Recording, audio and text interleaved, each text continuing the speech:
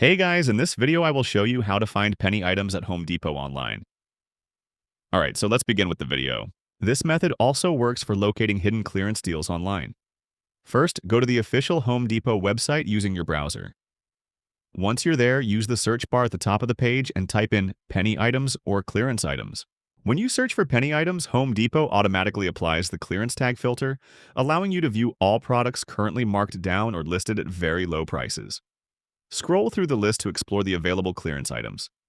Sometimes you can find huge discounts or even penny deals on older or discontinued products. Once you find an item you want to purchase, simply click on it. The product page will load up, showing the details and the price. From there, click Add to Cart. After adding it to your cart, you can proceed to checkout and complete your purchase just like you would with any regular item. And that's it. So that is how you can find penny items at Home Depot online. So that's all for this video. Thanks.